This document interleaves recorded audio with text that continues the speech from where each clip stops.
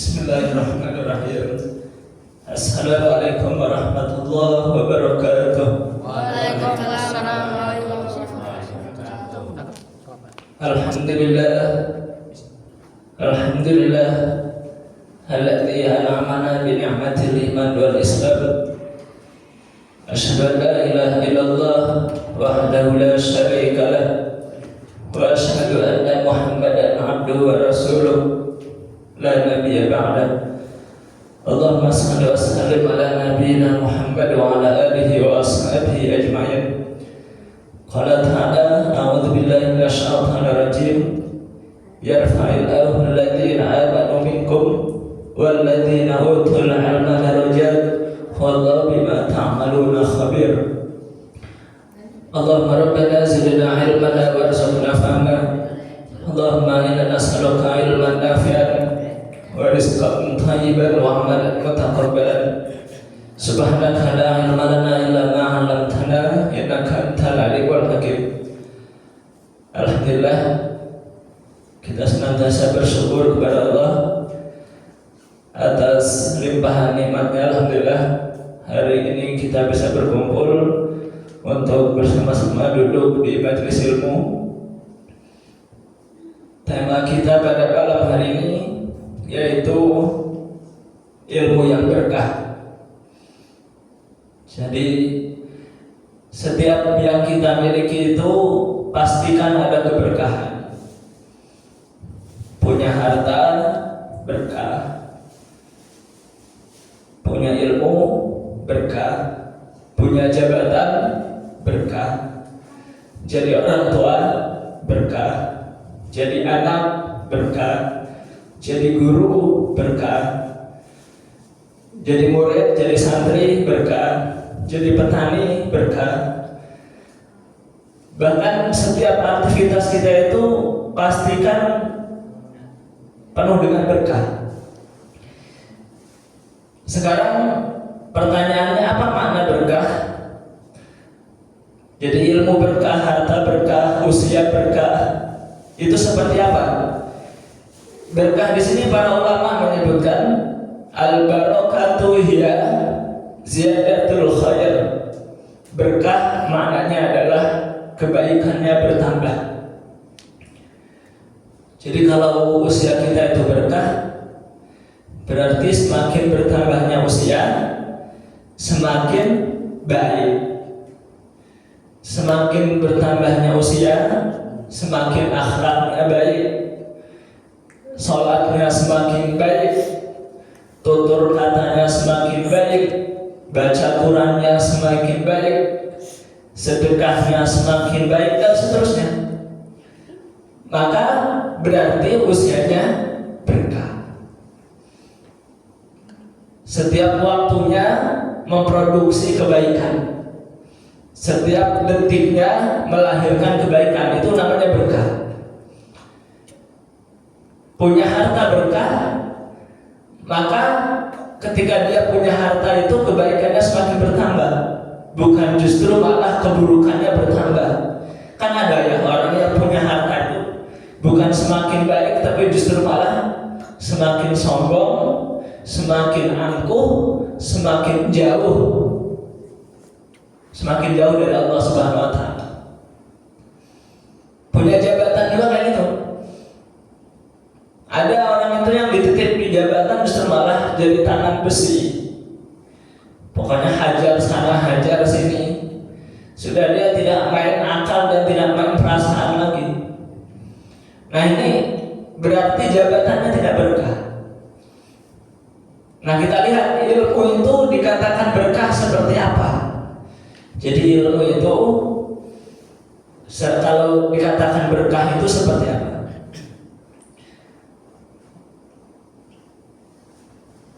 Dikatakan yang pertama, jadi ilmu itu bisa dikatakan berkah. Tanda keberkahan ilmu itu yaitu yang pertama adalah takutnya seseorang kepada Allah Ta'ala dan bertaubat kepadanya.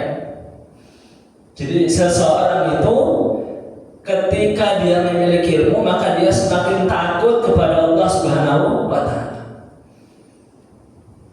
mau korupsi takut, mau berbohong takut, apalagi mau menipu takut. Itu seseorang ketika dia memiliki ilmu, tandanya ilmu itu berkah, dia semakin takut kepada Allah Subhanahu wa taala. Kalau ada orang punya ilmu, dia pintar, gelarnya profesor, tapi dia tidak semakin takut kepada Allah, maka sesungguhnya dia itu bukan orang yang berilmu, tapi orang yang jahil, orang yang bodoh. Jadi ciri-ciri orang itu ilmunya berkah, yang pertama adalah semakin takut dan semakin dekat kepada Allah Subhanahu wa taala, dan dia senantiasa bertaubat jika dia melakukan kesalahan. Nah, baru ini ilmunya berkah. Coba lihat, kalau orang kalau ilmunya nggak berkah, itu justru malah berbuat rusak. Seperti siapa? Seperti iblis. Apakah iblis itu tidak berilmu? Iblis itu justru malah berilmu, ilmunya lebih tinggi daripada kita. Tapi karena dia tidak berkah ilmunya, maka akhirnya iblis itu berbuat kerusakan, mengajak manusia untuk menjauhi Allah Subhanahu wa taala. Jadi ciri-ciri ilmu tidak berkah itu pintar minterin, itu nggak berkah. Jadi pintar minterin. Banyak orang pintar kan, tapi dia minterin. Jadi kepintarannya itu digunakan untuk kelicikan, maka ilmunya tidak berkah. Dulu di Aceh itu ada seorang penjajah, ini Belanda ya. Belandanya hafal Al-Quran, namanya Snokkhorgen ya, Snokkhorgen. Ini hafal Al-Quran, tapi tujuannya bukan untuk berdakwah, tujuannya justru malah untuk menghancurkan kerajaan Aceh pada waktu itu. Kerajaan Aceh apa namanya? Kesultanan di Aceh. Jadi itu Snokkhorgen itu adalah musuh dalam selimut, serigala berbulu domba. Dia hafal Quran, dia hafal ribuan hadis, tapi tujuannya untuk menghancurkan Islam. Sehingga ilmunya itu bukan untuk kebaikan, tapi ilmunya justru untuk merusak sebagaimana iblis. Maka seseorang itu dikatakan ilmunya berkah manakala dia semakin takut kepada Allah Subhanahu wa taala. Coba bangsa Indonesia ya, negara kita ini kan sebenarnya yang membuat bangkrut negeri ini bukan orang-orang bodoh, bukan, tapi orang-orang pintar. Tapi karena ilmunya tidak berkah, akhirnya merusak. Maka kita ini pastikan ilmu kita ini berkah. Bagaimana caranya ilmu itu agar berkah? Yaitu yang pertama, imannya harus ditingkatkan. Rasa takut kita kepada Allah itu harus ditingkatkan. Sehingga kalau seseorang itu sudah takut sama Allah, merasa diawasi Allah, imannya kuat, mau jadi apa saja dia pasti berkah. Mau jadi pedagang yang jujur, sehingga akhirnya jual belinya juga berkah. Mau jadi petani yang baik, mau menjadi guru, mau jadi apa saja, seseorang itu jadi apa saja akan berkah karena atas landasan iman kepada Allah Subhanahu wa taala. Maka ini penting ya, ini penting. Seseorang itu sebelum berilmu harus takut dulu kepada Allah Subhanahu wa taala. Karena kalau orang berilmu kemudian tidak takut kepada Allah, maka yang ada dia merusak. Kemudian yang kedua, jadi yang pertama, seseorang itu dikatakan ilmunya berkah manakala semakin hari semakin takut kepada Allah Subhanahu wa taala. Maka kata Allah, innama yakhshallah min ibadihil ulama. Sesungguhnya hamba-hambaku yang takut kepada Allah adalah para ulama. Orang-orang yang berilmu dan ilmunya berkah. Innama yakhshallahu min ibadihi ulama. Jadi orang-orang yang takut kepada Allah itu adalah hamba Allah Subhanahu wa taala, yang mereka itu adalah orang-orang berilmu. Maka ilmu ini kalau dia semakin mendekatkan diri kepada Allah, maka ilmunya berkah. Tapi kalau seperti Firaun, seperti Haman, seperti Qarun ya, semakin tinggi jabatan, semakin jauh dari Allah, semakin banyak harta, semakin jauh dari Allah. Haman itu orang yang pintar ya, hebat, semakin pintar justru semakin jauh dari Allah, maka ilmunya tidak berkah. Kemudian yang kedua, seseorang itu dikatakan ilmunya berkah manakala bermanfaat untuk dirinya dan bermanfaat untuk orang lain. Jadi bukan hanya bermanfaat untuk dirinya saja. Ada orang itu contohnya apa ya?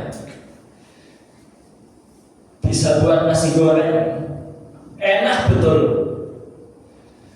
Tapi ilmunya tidak ditularkan ke orang lain. Dan pokoknya harus saya saja yang bisa. Maka itu ilmunya nggak berkah. Karena ya kebaikannya cuma buat dia saja. Kalau dia mati, sudah nggak ada lagi yang bisa buat nasi goreng seenak dia itu. Udah punah. Maka ciri ilmu yang berkah itu harus diwariskan. Harus diwariskan kepada anak kita, kepada murid-murid kita, kepada masyarakat kita. Jadi kita itu bisa apa? Setiap kita kan punya keahlian ya. Ada orang itu yang dia itu kalau bersih-bersih itu bersih benar. Pokoknya detail betul. Nah itu harus diwariskan ya. Ada orang itu yang sumpahnya apa? Nyetir motor ya. Itu kan ada sih. Setir motor itu ada ya yang bersih, ada yang masih belepotan tanah kemana-mana kan masih ada. Karena usah pengalaman. Setir mobil kayak gitu, ada yang bersih. Itu pokoknya kincong pokoknya. Tapi ada yang dia kerjanya belepot, kan udah asal pokoknya udah disiram udah dapat duit. Nah orang-orang yang punya ilmu seperti itu kemudian diwariskan kepada bawahannya, kepada kawan-kawannya, maka ilmunya berkah. Jadi gak harus baca Quran aja. Jadi semua ilmu yang bermanfaat membawa kebaikan, dan kalau itu kita ajarkan kepada orang lain, maka itu menandakan ilmu itu berkah. Maka kita ini kalau bisa apa gitu, maka jangan sampai apa orang itu nggak tahu. Ya minimal satu orang harus kita ajarin ya. Ini kan ada nih orang semuanya buat bakso, enak betul baksonya. Nah ini rahasia perusahaan katanya dikasih tahu. Nah ini ilmunya nggak berkah, karena kalau si A ini mati, maka ya udah gitu, bakso yang enak ini punah. Tapi kalau dia semuanya diajarkan kepada anaknya, minimal sama anaknya, oke lah ya. Orang lain nggak boleh tahu karena ini rahasia perusahaan nggak apa-apa, tapi minimal anaknya ini. Supaya apa? Supaya nanti kalau dia mati, ya ilmu itu tidak punah. Maka mewariskan ilmu itu penting. Mewariskan ilmu itu penting. Sebenarnya kita bisa apa? Nyopir semuanya. Bisa nyopir. Nah diwarisin itu penting gitu, nyopir mobil itu. Ustaz bisa nyopir karena Pak Zikri ya, berkah. Setiap Ustaz nyopir ke majelis taklim kebagian ilmu beliau. Bisa nyopir bawa mobil dari Pak Zikri itu. Karena ilmu itu diwariskan, wah rupanya itu sepele ya. Sebenarnya itu sepele kan. Tapi seseorang itu kalau memiliki keahlian kemudian diwariskan ke orang yang lain dan itu merupakan kebaikan, maka itu pahalanya mengalir kepada kita. Sehingga kebaikannya semakin bertambah, kebaikannya bertambah. Maka itulah yang disebut dengan berkah, ziyadatul khair. Kebaikannya bertambah. Maka kita ini kalau punya ilmu ya jangan pelit untuk berbagi. Harus kita wariskan ilmu dalam hal yang positif ya, bukan yang negatif. Yang positif.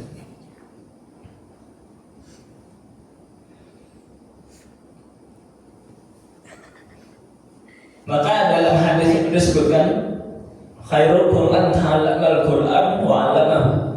Sebaik-baik kalian adalah yang belajar Al-Qur'an dan mengajarkannya. Jadi standarnya adalah Al-Qur'an ya. Karena sumber daripada pengetahuan adalah Al-Qur'an. Ini sebenarnya bukan hanya untuk Al-Qur'an saja, tapi semua ilmu. Bahkan Al-Qur'an menjelaskan fas'alu ahla dzikri in kuntum la ta'lamun. Tanyalah kalian, ini kata Al-Qur'an ya, tanyalah kalian kepada orang yang mengetahui jika engkau tidak mengetahui. Jadi kalau kita tidak tahu, tanya kepada orang yang tahu. Dan orang yang tahu ini wajib untuk memberitahu. Karena kalau ilmu itu disembunyikan, tidak diajarkan, maka dia berdosa.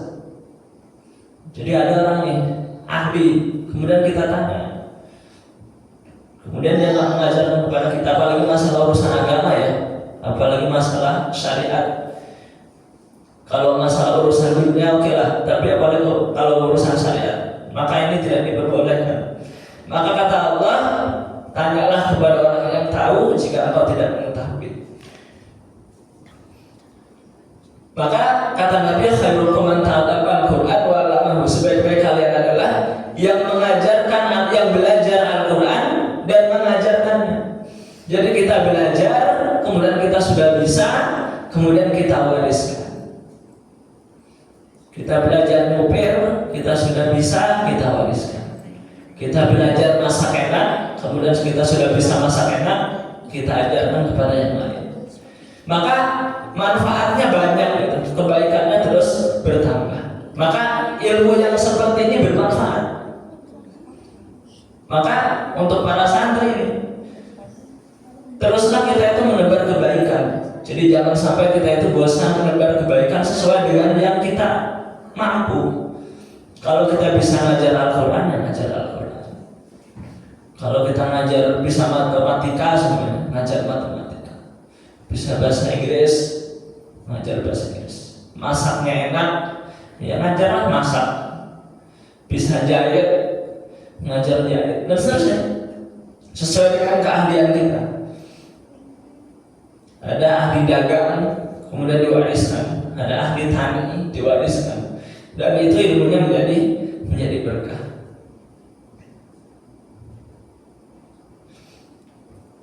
Jelas ya, dari berkahnya ilmu itu yang pertama, semakin takut kepada Allah, semakin mendekatkan diri kepada Allah. Kemudian yang kedua, berkahnya ilmu itu, ilmu kita wariskan, kita ajarkan.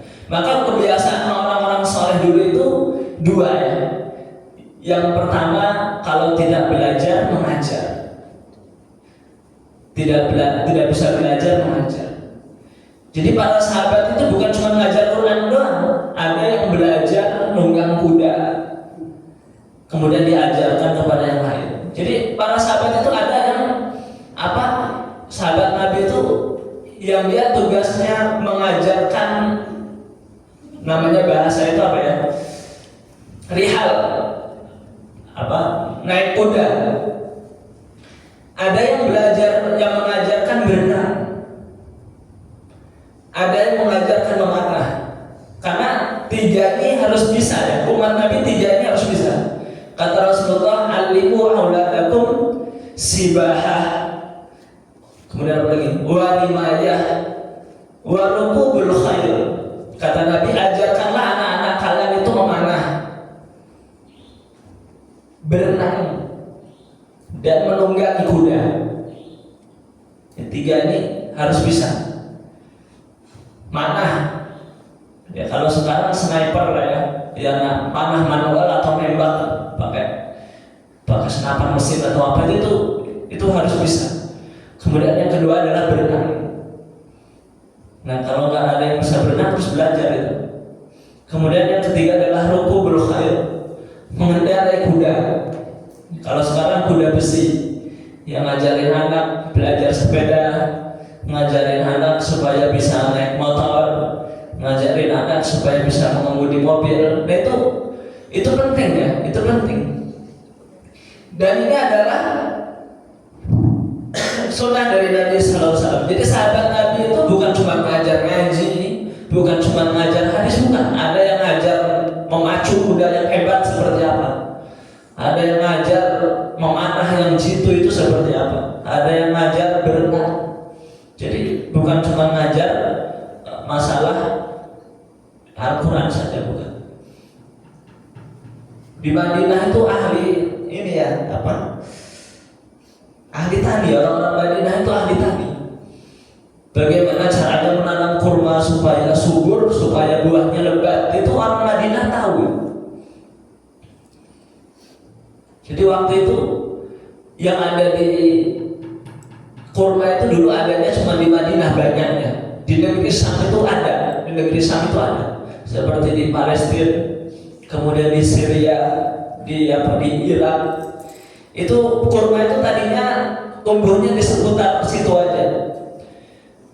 Terus bagaimana? Mereka itu punya cara bagaimana kurma ini tumbuh di Spanyol, di Eropa. Bagaimana kurma ini tumbuh di Turki. Bagaimana kurma ini tumbuh di Andalusia. Bagaimana kurma ini tumbuh di Mesir. Bagaimana kurma ini tumbuh di Libya, di Maroko. Ahli-ahli pertanian di Madinah ini akhirnya mereka membuat eksperimen itu, bagaimana supaya bukan hanya di situ saja. Sehingga akhirnya kurma ini bukan tumbuh di padang pasir saja. Di Indonesia kan sudah ada namanya kurma, itu sudah banyak itu. Sudah banyak kurma di Indonesia ini. Dan itu berbuah. Kemudian di Amerika ya. Itu di Amerika itu ada kurma mezol. Pernah makan kurma mezol besar-besar. Kurma mezol itu satu aja itu udah bahasa kita ini sudah malak gitu, saking besarnya kurma itu. Dulu di Amerika gak ada kurma. Lalu siapa yang menumbuhkan? Ahli-ahli pertanian dari kota Madinah.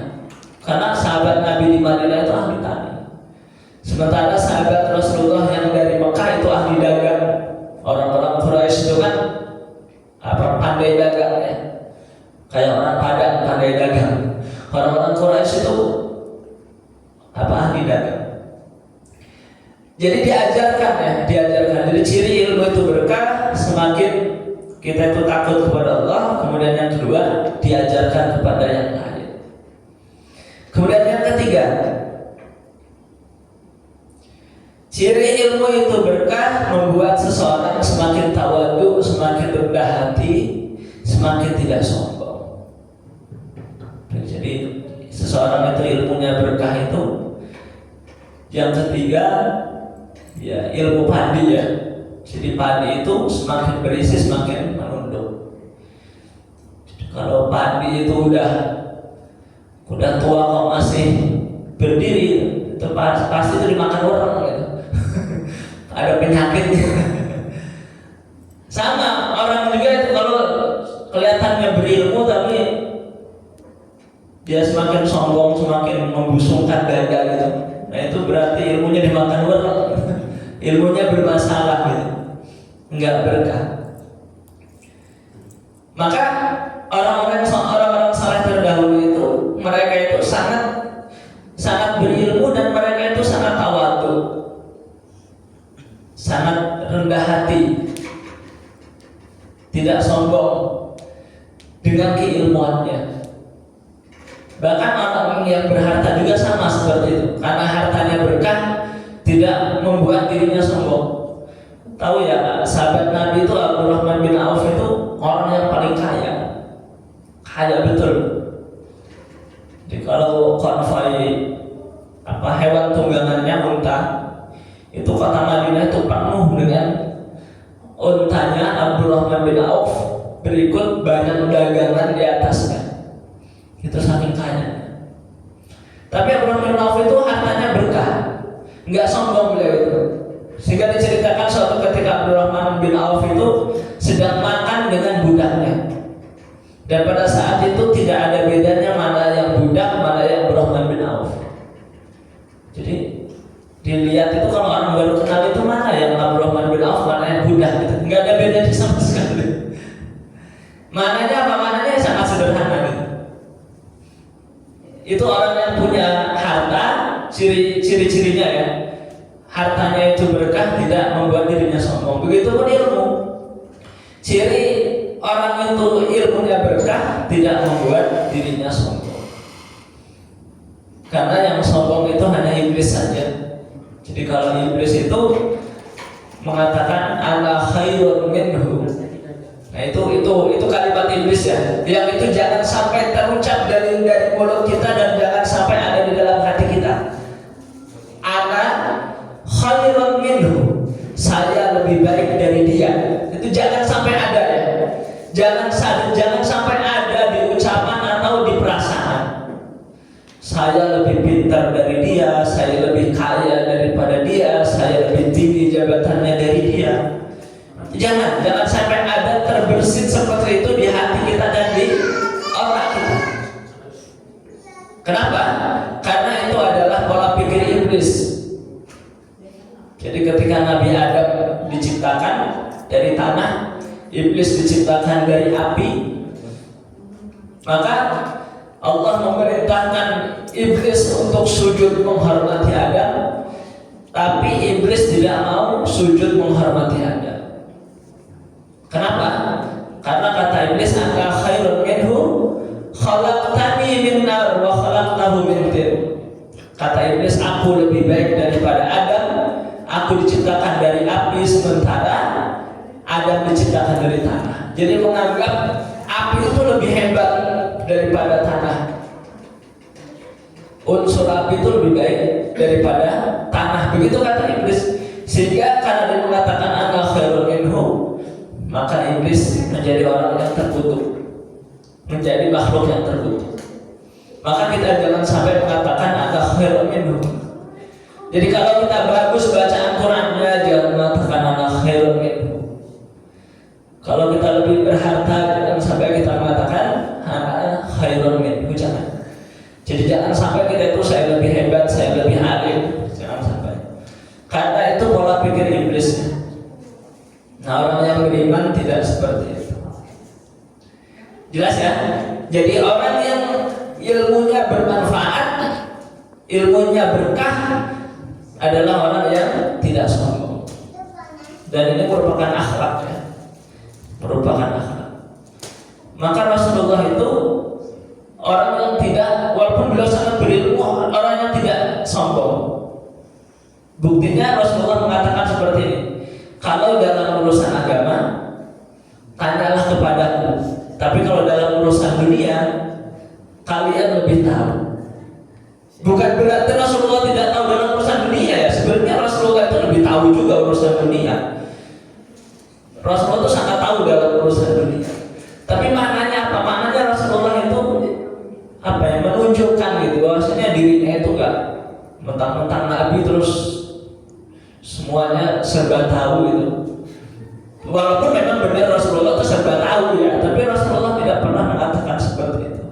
Kalau dalam urusan agama aku lebih tahu, tapi kalau dalam urusan dunia kalian lebih tahu ya. Bukan berarti Rasulullah tidak tahu dalam urusan dunia. Ini menandakan bahwasanya Rasulullah itu ya rendah hati.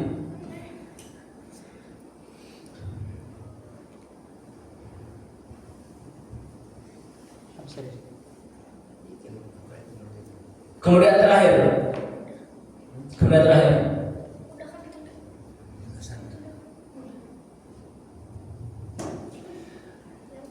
ilmu yang bermanfaat, ilmu yang berkah, yaitu mengajak pemiliknya lari dari dunia. Jadi ciri orang berilmu itu tidak cinta dunia. Ciri orang yang berilmu itu tidak cinta dunia, itu ilmunya berkah. Makanya kalau ada orang yang berilmu kok justru malah cinta dunia, itu ilmunya sebenarnya nggak berkah. Coba lihat ulama-ulama dulu itu, orang-orang soleh dulu itu sederhana betul. Dan itu sekarang masih ada. Saya tuh punya ustaz, beliau tuh gelarnya doktor, tapi beliau tuh masih pakai motor apa itu? Motor butut, pakai Honda Win yang mogok-mogokan itu pak, motor tua itu. Pakai motor mogok-mogokan. Padahal beliau tuh S3 dokter. Dan kalau beliau ngasih orasi, ngasih ceramah itu orang itu luar biasa terkesima. ilmunya luas. Tapi beliau itu nggak pakai mobil itu, misi taklim itu pakai motor butut. Jadi orang-orang saleh dulu itu nggak cinta dunia. Coba seperti Buya Hamka bilang, Buya Hamka itu wafat, apa yang diwariskan? Apa? Mewarisin mobil banyak itu kan enggak. Mewarisin rumah mewah. Buya Hamka ya, yang pendiri Majelis Ulama Indonesia. Beliau itu seperti siapa? Seperti Muhammad Nathir, ya, tokoh-tokoh masyhur lah ya. Beliau itu nggak punya apa-apa meninggalnya. Cuma punya apa? Cuma karya-karya kitab aja. Yang diwariskan cuma kitab-kitab aja. Seperti sama Buya Hamka kan tafsir Al-Azhar kan. Karyanya cuma buku-buku aja. Dan itulah yang diwariskan oleh Nabi. Jadi Nabi itu tidak mewarisi dirham atau dinar, tidak mewarisi uang perak dan uang emas, enggak. Tapi yang diwarisi adalah Al-Quran dan tuntunan ataupun sunnah-sunnah Rasulullah SAW. Al-Quran dan hadis saja. Jadi Rasulullah wafat itu enggak punya tanah. Kalau Ustaz Hadi wafat kan masih mewarisi tanah katanya. Nabi itu meninggal nggak mewarisi tanah enggak? Coba Nabi itu ada apa tanah kami enggak? Nabi itu rumahnya nempel di masjid gitu. Tanah wakaf. Apakah Rasulullah tidak bisa beli tanah? Oh bisa. Rasulullah itu kalau perang, Rasulullah itu mendapatkan khumus 1/5. Jadi kalau perang menang itu dapat ghanimah itu khumus. Khumus itu seperti itu. Jadi kalau seumpamanya mendapatkan 500 juta, itu 1/5-nya berapa? 100 juta ya. Kalau mendapatkan 500 juta, 1/5-nya berapa? Dibagi 5 gitu kan? Dibagi 5 Rasulullah 1 gitu kan? Berarti dapat 100 juta gitu. Jadi dibagi 5, 1 buat Nabi, yang 4 dibagikan kepada yang lain. Itu Rasulullah nggak punya apa-apa ketika meninggal. Terus apakah kita nggak boleh kaya? Ya boleh juga. Yang kaya juga ada kan, seperti Utsman bin Affan kan. Utsman bin Affan itu sudah meninggal, tapi kebun kurmanya sampai sekarang masih ada. Sahabat Utsman bin Affan. Bahkan hotelnya sekarang masih ada. Bahkan rekening di bank itu atas nama Utsman bin Affan sekarang masih ada. Sekarang.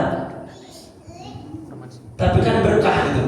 Kebun kurmanya digunakan untuk mengamalkan Masjid Nabawi dan Masjidil Haram.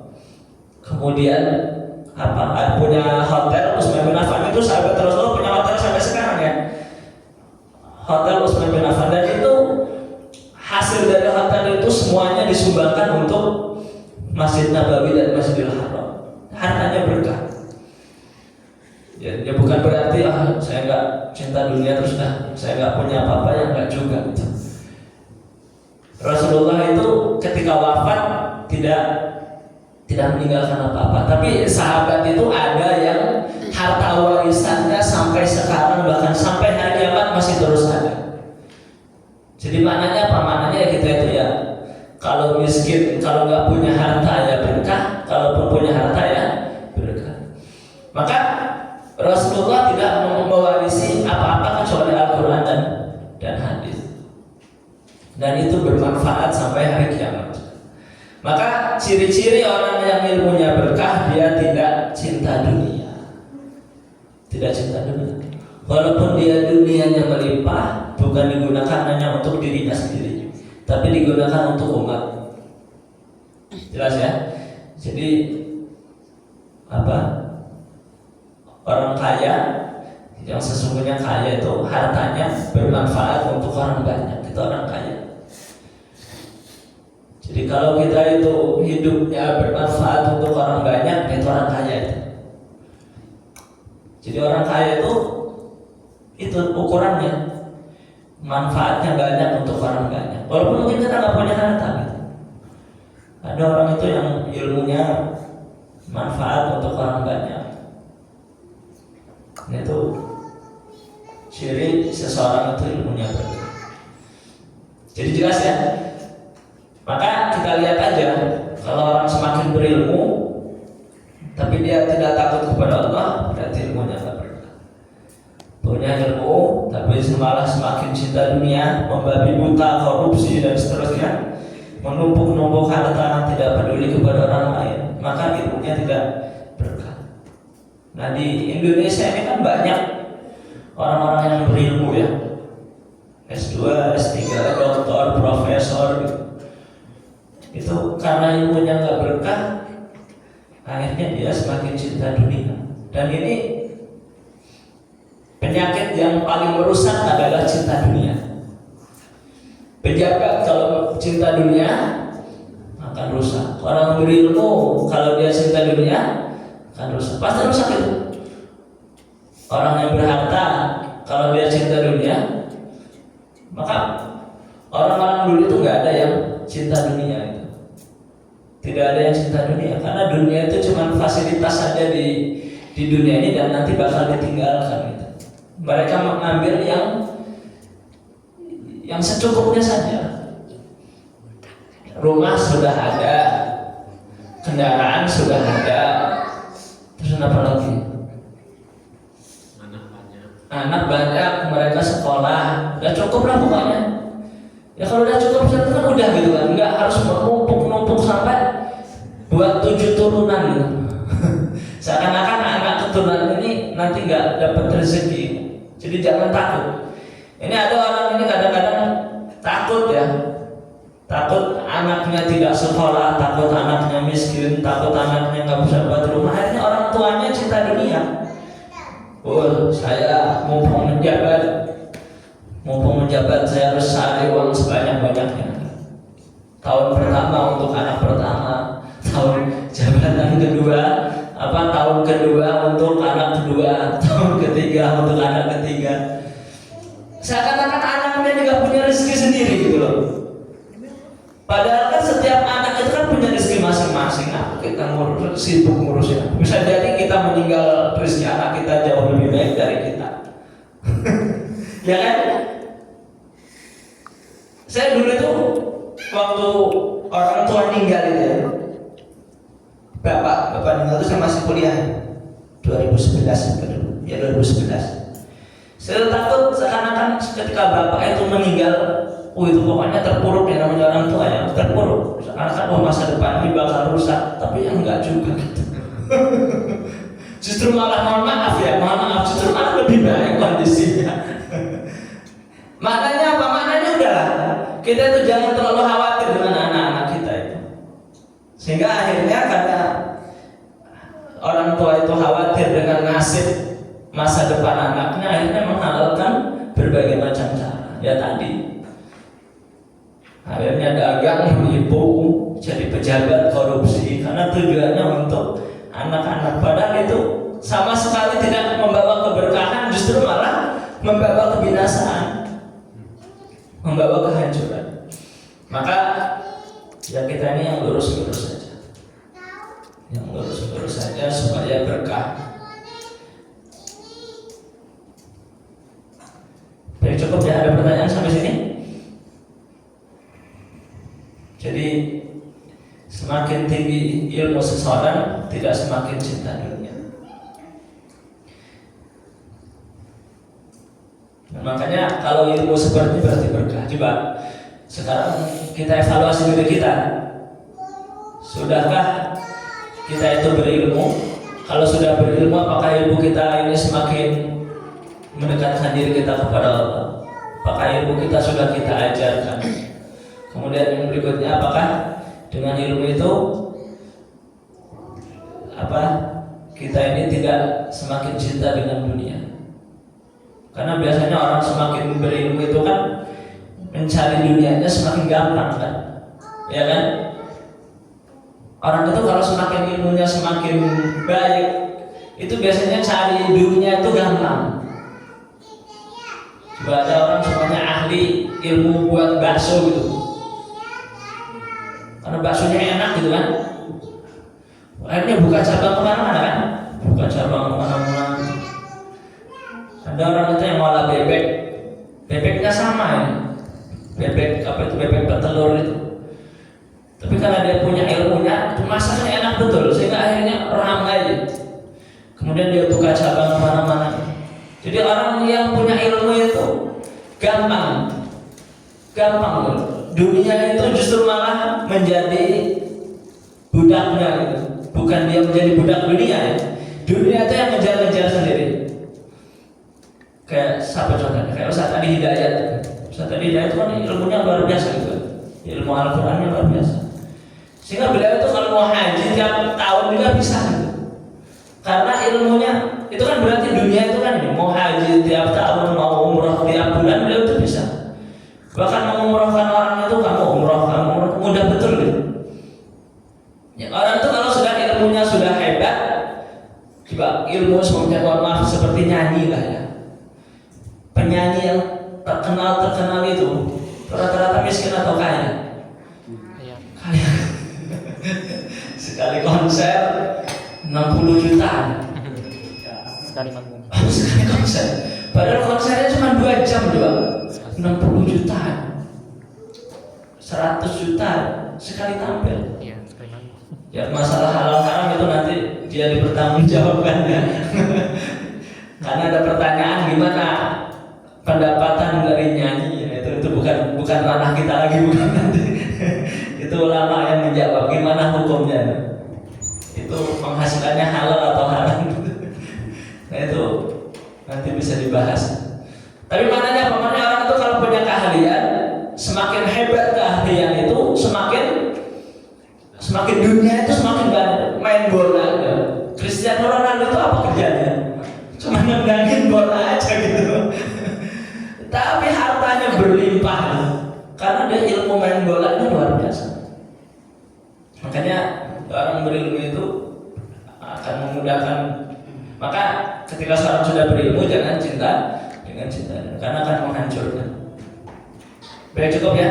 Mudah-mudahan Allah SWT berikan kita ilmu yang berkah. Ilmu apa saja yang Allah titipkan kepada kita berkah. Harta kita berkah, usaha kita berkah, semakin mendekatkan diri kita kepada Allah SWT. Kita akhiri dengan alhamdulillah rabbil alamin. Doa kafaratul majlis. Subhanallah wa bihamdihi. Astagfirullah wa atubu ilaik. Assalamualaikum warahmatullahi wabarakatuh.